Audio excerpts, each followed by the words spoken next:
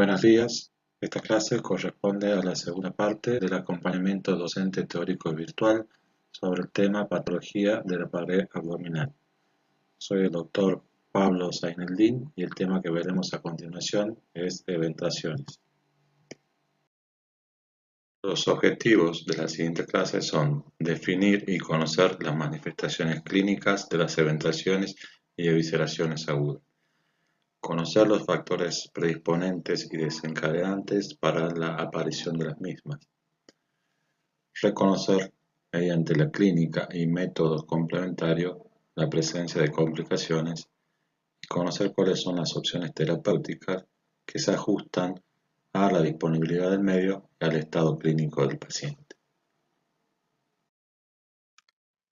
La incidencia de la aparición de eventaciones en el posoperatorio suele ser del 3 al 20%. En los Estados Unidos se realizan aproximadamente 4 millones de laparotomías al año y 150.000 reparaciones de eventaciones, y estas presentan un alto índice de recidiva, aproximadamente del 25%, por lo cual representa un gran impacto socioeconómico y una gran utilización en los recursos del sistema de salud. Definimos la eventación como la protrusión o pasaje del contenido abdominal a través de una zona de debilidad parietal adquirida que es consecuencia de una cirugía o laparotomía. También se puede utilizar el término de hernia incisional. Se pueden incluir también a distintas zonas de debilidad que son producidas por un trauma parietal. Vamos a recordar cómo está compuesta la pared anterolateral del abdomen. Existen 5 músculos, 2 a nivel de la parte media. Uno sería el músculo recto en toda su extensión y el músculo piramidal en la parte inferior.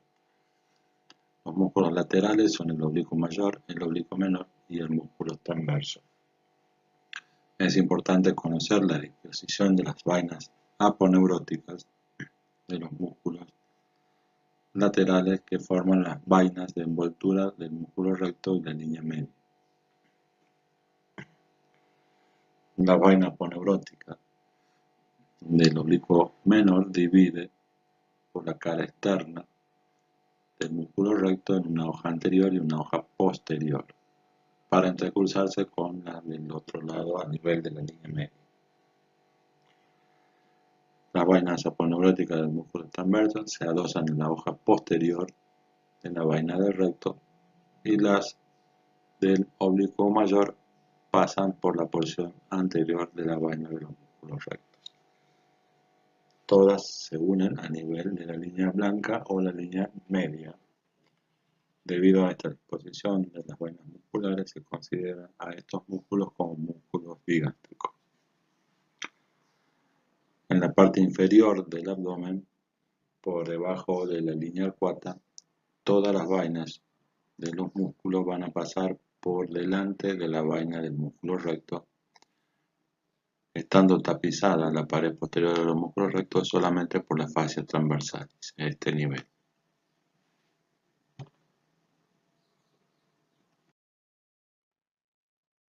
Vemos en este esquema cómo los músculos anchos de la pared abdominal son considerados músculos digástricos y forman a nivel de la pared anterolateral del abdomen como una cincha o faja abdominal. En el siguiente esquema observamos cómo es la resultante de la suma de los vectores de fuerza de todos los músculos de la pared abdominal. Siendo la misma resultante, predomina la tracción lateral de los músculos anchos sobre la tracción de los músculos rectos que se encuentran en el centro y actúan como columnas. Esta disposición estructural ha sido estudiada desde el punto de vista biomecánica y mecánica y comparada con la fuerza estructural que poseen las cúpulas de la catedral.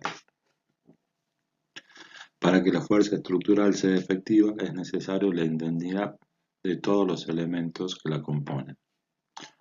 Cuando Cuando existe la presencia de una eventración a nivel de la línea media o a otro nivel, se produce una alteración en toda la función de la pared abdominal. Se produce el predominio de la fuerza de tracción lateral de los músculos laterales que van a favorecer el agrandamiento del anillo ventrógeno.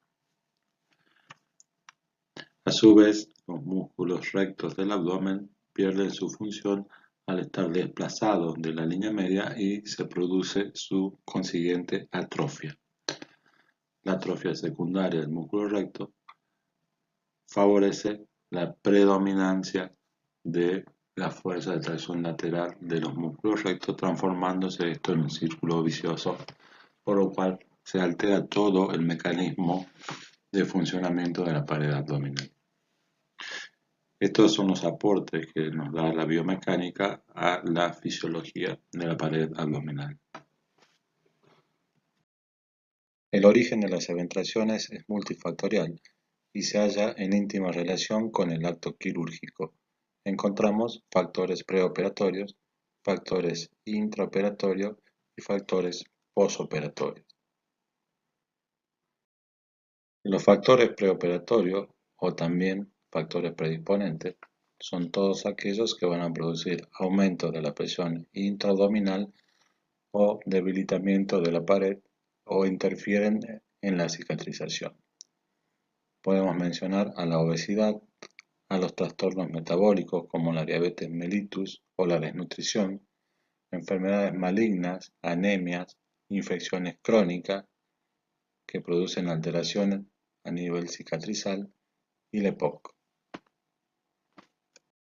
Factores intraoperatorios tenemos que tener en cuenta si el tipo de cirugía, si la misma fue realizada de manera electiva o de manera urgente. En la cirugía de urgencia existe una imposibilidad de corregir todos los factores preoperatorios, como así también se asocia a la presencia de tejidos contaminados e infectados que van a predisponer a la formación o aparición de eventraciones en el postoperatorio.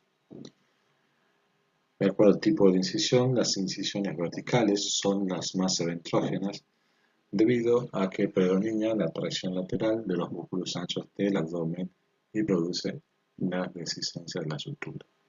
Dentro de las incisiones verticales, las paramedianas son más eventrógenas que las medianas debido a que producen la sección de los filetes nerviosos continuos y esto produce la atrofia muscular favoreciendo la aparición de la eventración.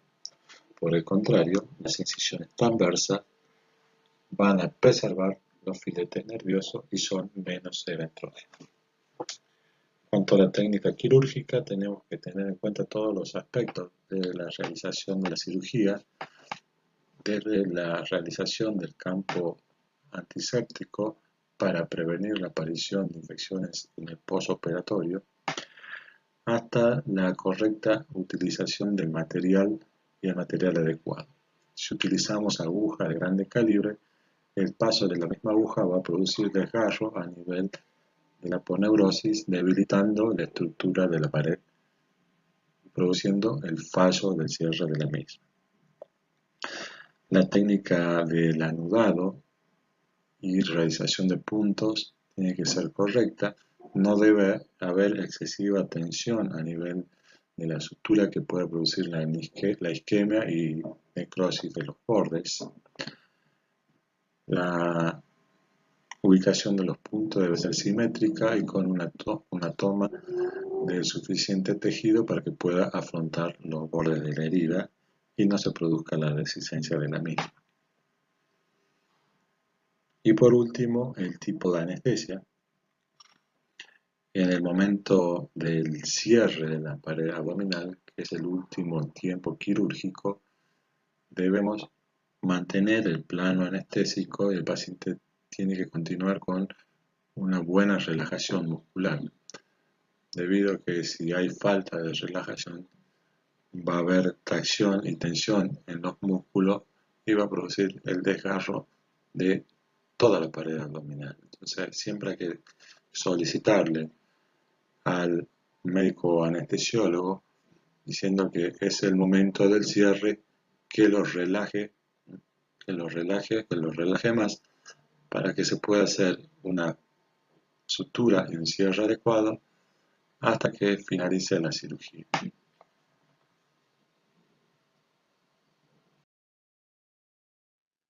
Entre los factores postoperatorios encontramos en primer lugar a la infección del sitio quirúrgico. También todos aquellos factores que van a producir un aumento de la presión intraabdominal, tanto en el postoperatorio cercano como alejado. Por ejemplo, el ilirio prolongado, el vómito, la tos, un esfuerzo brusco, la constipación o el prostatismo.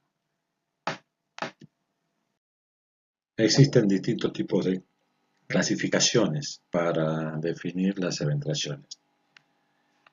En esta clasificación vamos a definir o separar las eventraciones de acuerdo al momento de producción en eventraciones agudas o inmediatas. Son aquellas que se producen en el postoperatorio inmediato. Las eventraciones crónicas, que son las eventraciones propiamente dichas. Las eventraciones crónicas pueden ser eventraciones primarias o una eventración secundaria o recidiva. Las eventraciones agudas pueden ser totales o abiertas o parciales cuando persiste una cubierta cutánea. En las eventraciones abiertas puede encontrarse retenida el asa en el fondo de la herida o presentar una evisceración de primer grado, segundo o tercer grado. Las eventraciones parciales o con cubierta cutánea pueden ser de primer grado o de segundo grado, lo que describiremos más adelante en la clase. Definimos como una eventración aguda a la presencia de la dehiscencia de la sutura laparotómica que aparece en el periodo postoperatorio inmediato. Esta dehiscencia de la sutura puede ser de manera total o parcial.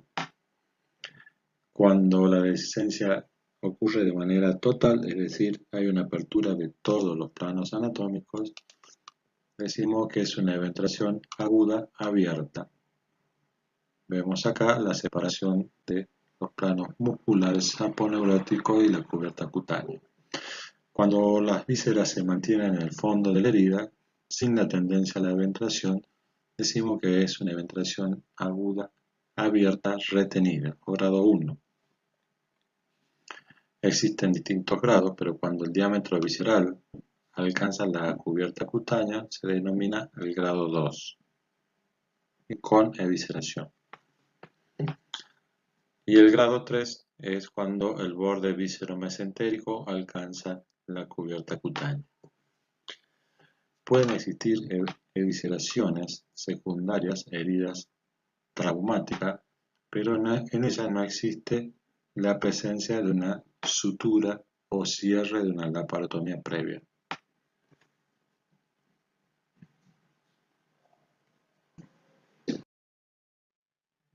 En las eventraciones agudas parciales persiste la cubierta cutánea debido a que esto es un tejido que es más extensible y se considera tipo 1 cuando persiste la piel, tejido celular y el peritoneo se conservan intactos.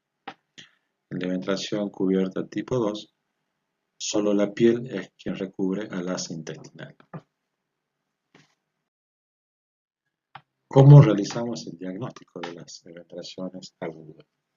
Durante el postoperatorio inmediato aparecen alrededor del quinto día aproximadamente una secreción a través de la herida de color asalmonada que mancha de manera abundante los apósitos que cubren la herida. Esto va a estar acompañado generalmente de la presencia de una leve taquicardia o una febrícula, la presencia de un hilio o la sensación o la presencia de un episodio de vómito. El paciente puede referir la sensación de una rotura o hinchazón. y a veces podemos observar las asas intestinales en el fondo de la herida o la salida de las asas hacia el exterior. El tratamiento de la eventración aguda, cubierta o parcial puede realizarse de manera conservadora cuando no hay signos de oclusión intestinal mediante la utilización de una faja abdominal al estilo o tipo Montgomery. Cuando hay riesgo de oclusión o hay signos de oclusión, se debe realizar una cirugía urgente para realizar el cierre de la pared abdominal. En las eventraciones agudas abiertas o totales con evisceración, el paciente debe ser llevado a cirugía de manera urgente. Cuando existe la evisceración, debemos cubrir las asas intestinales con compresas húmedas hasta llegar a quirófano para evitar de esta manera la desecación de las asas intestinales y disminuir el riesgo de su perforación. Continuando con la clasificación de las eventraciones, podemos clasificar a las mismas de acuerdo a la dirección de su eje mayor y su localización, de la misma manera que clasificamos las incisiones o la parotomía. De acuerdo a la dirección del eje, podemos encontrar eventraciones verticales, eventraciones transversas u oblicuas, o eventraciones que abarcan más de una región como posterolaterales o costolumboilíacas. Las eventraciones verticales pueden ser supraumbilicales o infraumbilical o supra e infraumbilicales, pueden ser medianas, paramedianas, transrectales, pararrectales, externas o laterales. Las eventraciones transversales sublicuas pueden ser epigástricas, paraumbilicales o hipogástricas.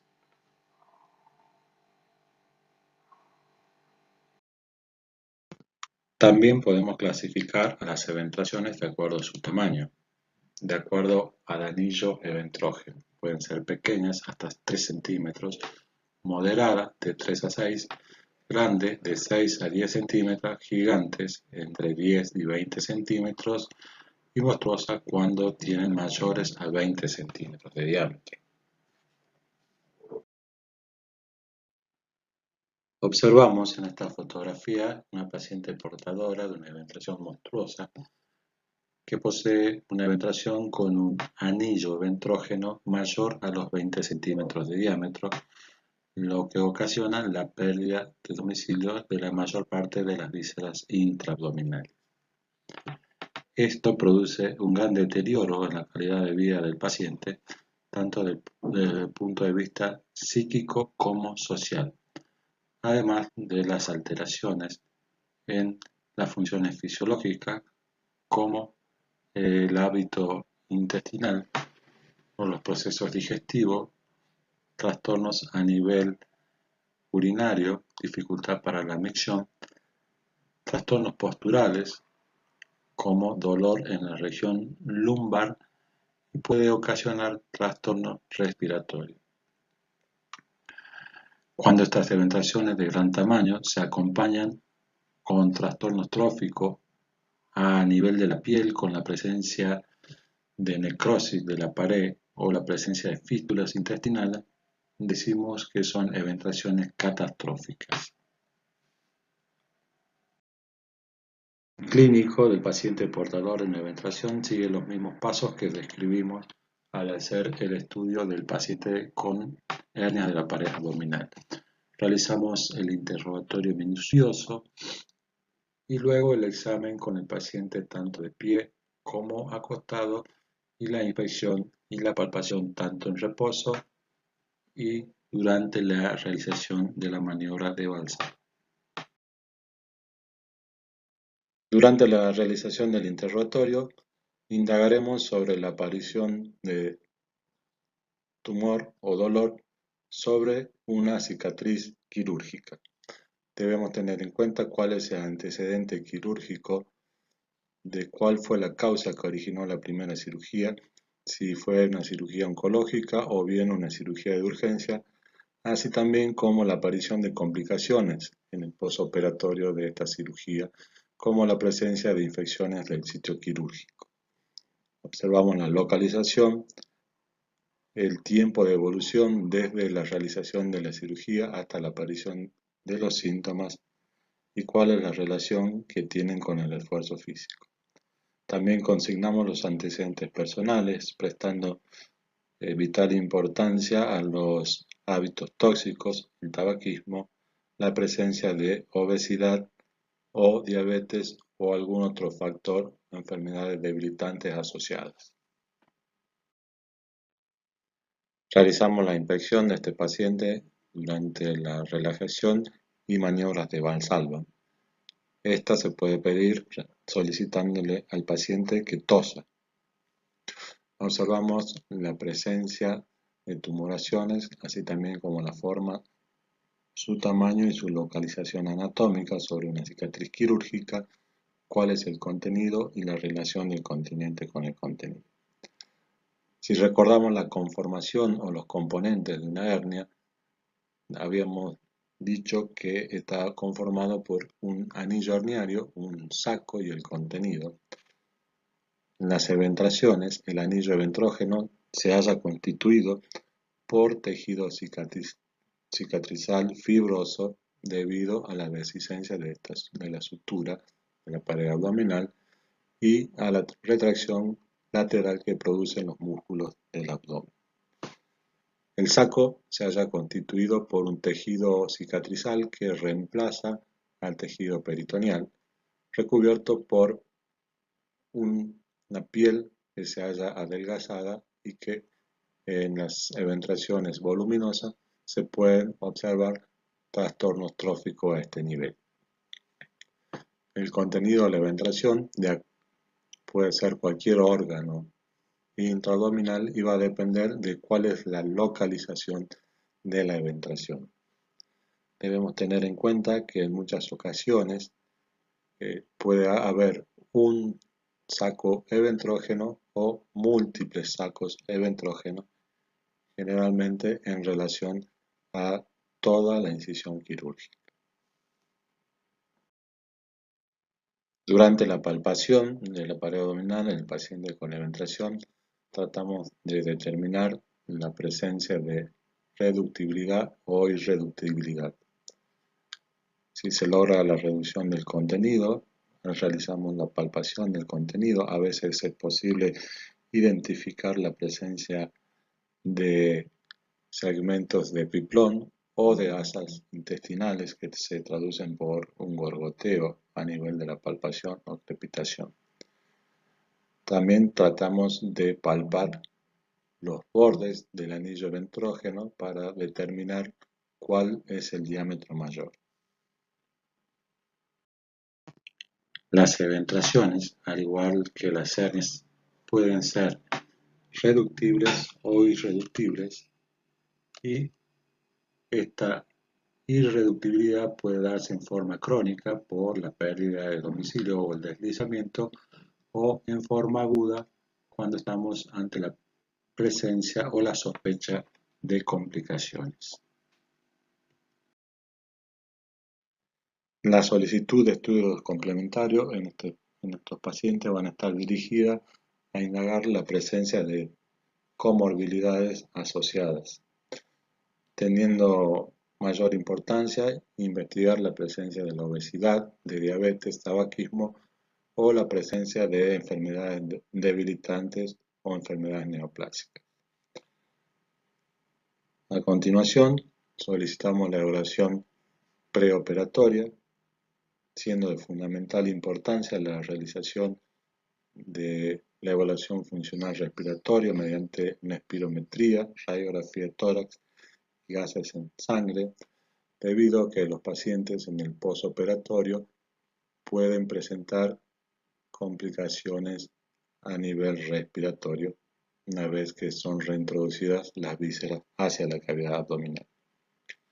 En cuanto a los diagnósticos de imagen, nos van a informar cuál es la magnitud de la eventración, así también como el diámetro del anillo ventrógeno y cuál es el contenido que se encuentra en su interior. De mayor utilidad, la tomografía axial computada, que debe ser solicitada en todas las eventraciones de gran tamaño y en las eventraciones complejas o eventraciones recidivadas. La tomografía es muy útil durante la planificación quirúrgica y se deberá solicitar la reconstrucción 3D de la pared abdominal. Se debe realizar de manera dinámica, en reposo y durante la realización de maniobras de esfuerzo, y en los casos de eventraciones muy voluminosas se solicita el índice de Tanaka, que es un índice que nos dice cuál es el porcentaje o la relación que hay entre el volumen de la cavidad abdominal y el volumen del contenido eventrógeno. Los diagnósticos diferenciales que nos debemos plantear en todos los pacientes que presentan tumoraciones a nivel abdominal son la ascitis, que produce un gran aumento de la presión intraabdominal, y secundariamente pueden aparecer hernias o eventraciones. Tumores de la pared abdominal, como observamos en esta figura, en este paciente, con una tumoración en relación con una cicatriz, pero esta es la imagen tomográfica que corresponde a un tumor de partes blandas. Las lipodistrofias, la atrofia muscular producida por la denervación va a producir la presencia de abultamientos relacionados con esfuerzo en la pared abdominal, pero se diferencian de una eventración en las cuales, debido a que no tienen saco eventrógeno, sino se produce por la atrofia del músculo, o la presencia de la diastasis de los músculos se presenta en la línea media debido a la separación anormal de los músculos rectos del abdomen. El tratamiento quirúrgico de las eventraciones debe lograr restituir la función de la pared abdominal. Para lograr este objetivo debemos realizar el cierre de todos los anillos eventrógenos que se encuentran a este nivel para lograr la mejor funcionalidad del complejo muscular de la pared abdominal. Las técnicas anatómicas o eventrografia tienen un alto índice de recidiva, entre el 30 o el 50% de los casos, por lo que se recomienda la utilización de malla o eventroplastias, ya sea por vía convencional o vía laparoscópica. En eventraciones muy pequeñas, hasta 2 centímetros, podemos realizar técnicas anatómicas realizando sutura plano por plano o bien realizando una técnica de imbricación de planos o técnica de Mayo denominada chaqueta sobre pantalón. En eventración de mayor tamaño se pueden utilizar distintos tipos de incisiones de descarga que lo que van a permitir es la relajación o la aproximación de los músculos hacia la línea media. Estas técnicas de incisiones de descarga o de separación de componentes pueden utilizarse como ayudantes en los distintos tipos de cirugía.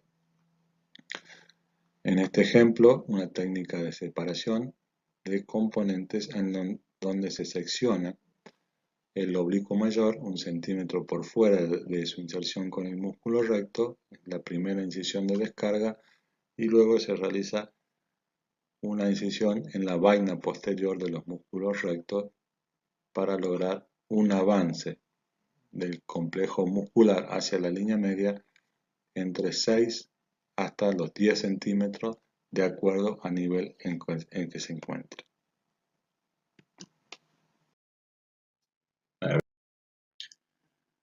Las mallas quirúrgicas se clasifican de acuerdo a su origen en sintéticas o poliméricas y naturales o biológicas. Las mallas sintéticas pueden ser reticulares, laminares o compuestas, y las naturales o biológicas constituyen el grupo de bioprótesis que se hayan derivado de la dermis del porcino. Las mallas reticulares tienen un aspecto tridimensional de red, de ahí su nombre, que permite, durante el proceso de reparación, que esta red sea invadida por vasos y angioneogénesis, que forman una matriz extracelular para la reparación del tejido. Pueden estar compuestas por materiales absorbibles como malla de Bakelit o no absorbibles como la malla de polipropileno. Estas mallas son las más usadas y a su vez la podemos dividir de acuerdo al tamaño de sus poros y a el peso específico, es decir, su densidad, en distintas variedades.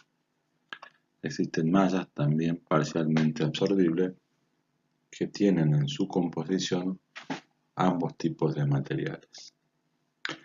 Las mallas laminares o no absorbibles, por ejemplo la de PTFE, politetrafluoruro etileno expandido, son como láminas, prácticamente no tienen poros, esto los diferencia de las mallas reticulares. Las mallas compuestas están formadas por dos caras, una cara que es de contacto parietal y una cara visceral, generalmente compuesta por distintos tipos de materiales. La cara que da origen a la cara visceral estará compuesta por materiales como la celulosa o el colágeno, que son absorbibles y que van a permitir o disminuir la formación de adherencias con las vísceras intraabdominales. Se utilizan en casos especiales en los cuales tenemos que dejar una malla intraperitoneal en contacto con las vísceras.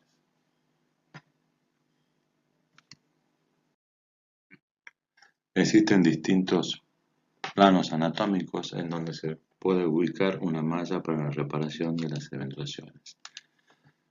Tenemos que recordar que para la elección del tamaño de la malla, la misma debe sobrepasar en 5 centímetros todos los bordes del defecto eventrógeno. Es decir, que la malla debe superar el tamaño del defecto. En cuanto a la ubicación en el plano anatómico ideal es por detrás de los músculos. Como vemos acá en azul, detrás de los músculos rectos, este es el plano retromuscular prefacial.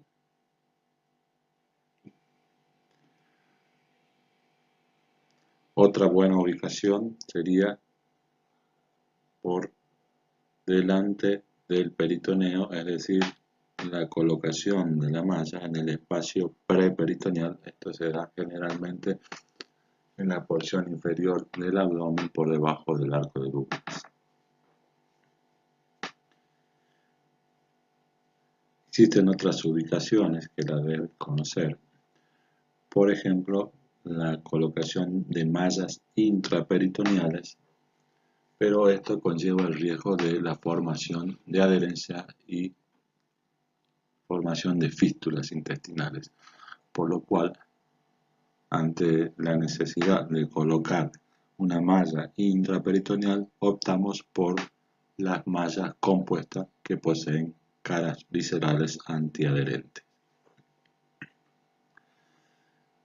Existe otra ubicación por encima de los músculos o supraaponeurótica o subcutánea, que suele estar asociado a un alto índice de seromas e infecciones. Y por último, observamos la malla a modo de puente en casos en los que no contamos con pared suficiente para afrontar los bordes de la pared abdominal, que generalmente esto debería evitarse porque produce un alto índice de recidiva o puede ser utilizada de manera transitoria.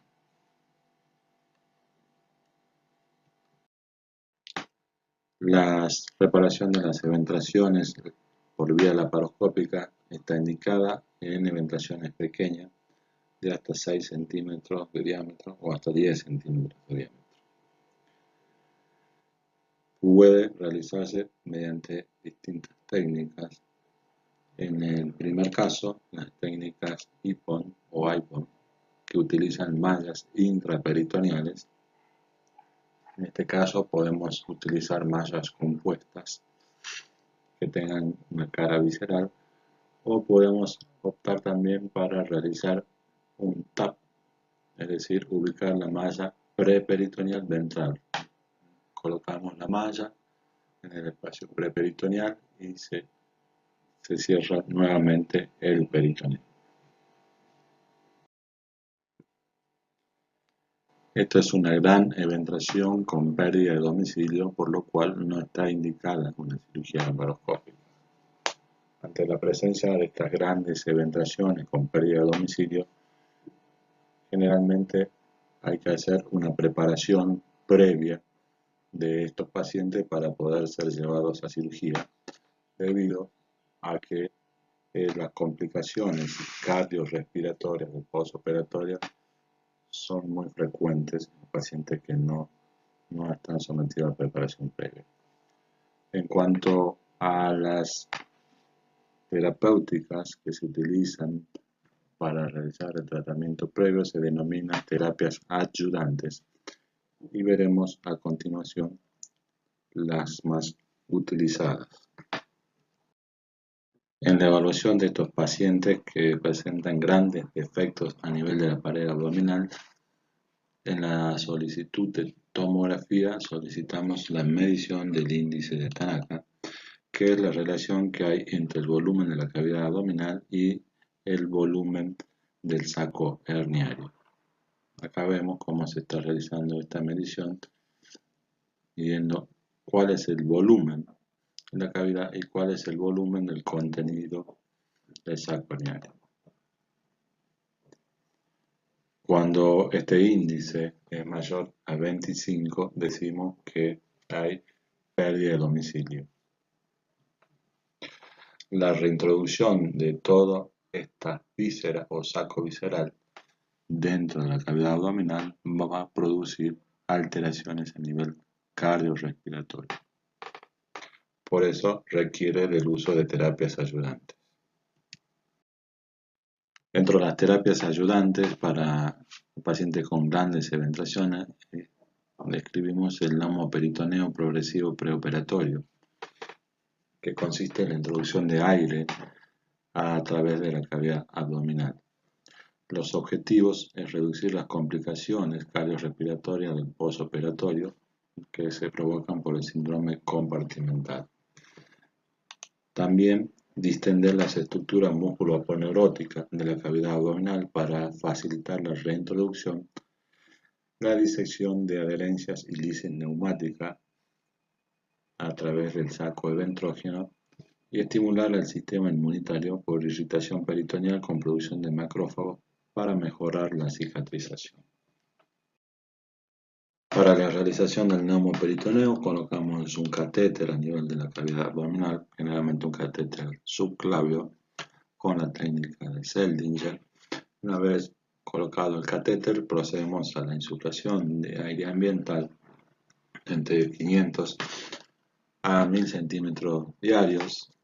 Realizamos radiografía para corroborar la presencia del neumoperitoneo y continuamos con las sesiones durante 20-21 días hasta lograr una relajación a nivel de los flancos o una intolerancia por parte del paciente.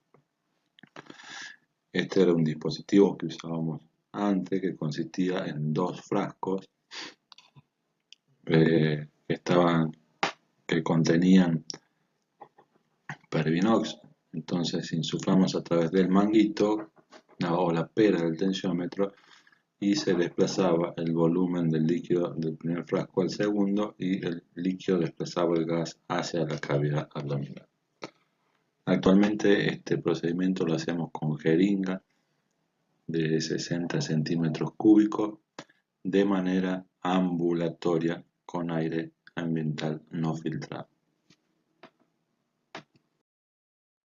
Solicitamos la tomografía de control para observar los efectos del neumoperitoneo y descartar la presencia de complicaciones relacionadas a este procedimiento. Vemos cómo se logra la disminución de adherencias laxas, es decir, el saco está vacío. También hay elongación de los músculos laterales y se logra una disminución importante del volumen visceral por la disminución del edema y del tamaño de los mesos. Esto permitiría realizar la cirugía con menor tensión a nivel de la línea de sutura y disminuir los riesgos de complicaciones cardiorrespiratorias derivadas del síndrome compartimental abdominal. Aquí vemos un paciente el cual se realiza un neumoperitoneo en las imágenes intraoperatorias con un gran saco ventrógeno con la presencia de gas o aire ambiental sin ningún avísero en su interior, lo que nos permite el ingreso fácil y rápido de la cavidad abdominal y el posterior cierre de la misma. Estos son los resultados. Otra terapia ayudante en los pacientes con grandes segmentaciones es la aplicación de toxina botulínica en los músculos laterales del abdomen. Esto produce la parálisis muscular, por lo cual disminuye la tensión a nivel del anillo ventrógeno y intraoperatorio permite el afrontamiento de los músculos hacia la línea media. La realizamos con guías ecográficas a nivel de los 3 planos musculares, con el comienzo de acción a los 10 días y máximo hacia los 30 días, teniendo el efecto entre 5 a 6 meses.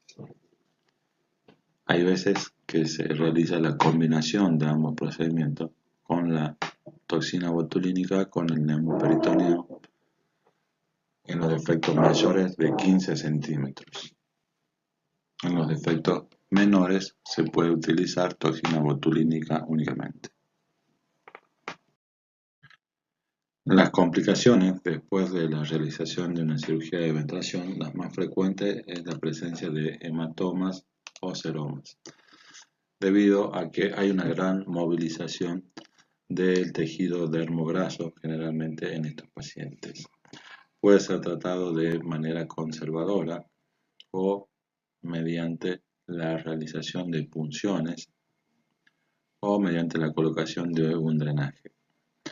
También existe la posibilidad de presentar un hilio prolongado o una infección del sitio quirúrgico, y dentro de todas las complicaciones la más grave es la producción de la recidiva eventrógena que puede aparecer a lo largo de los años de la evolución.